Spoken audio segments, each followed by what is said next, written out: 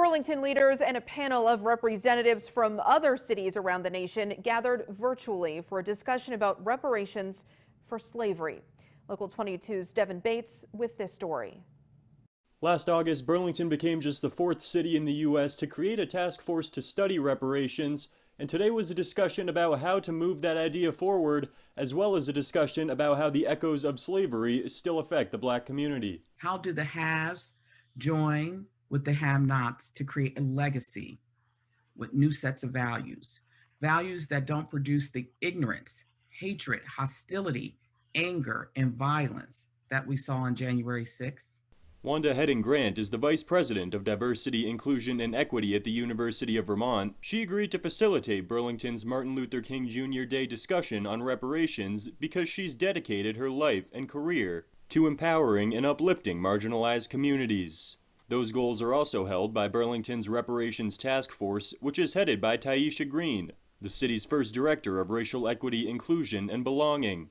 What I plan to do with the Reparations Task Force is to make sure that we stay centered on the descendants of enslaved people.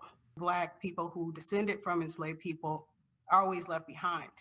If you look at the housing crisis, the Fair Housing Act, affirmative action, all of those things have left behind Black people.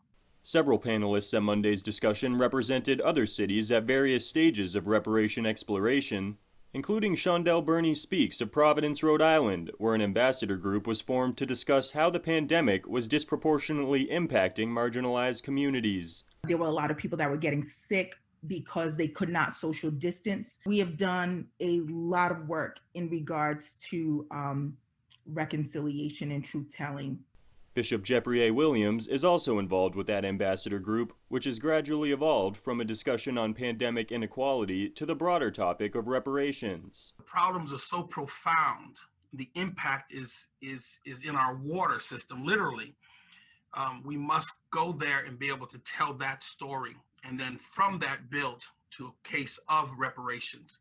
It's messy work, but our leadership is willing to get in there and to let it be messy. At the state level in Vermont, a reparations bill was proposed back in 2019, but progress stalled and there hasn't been any action on it since February of that year.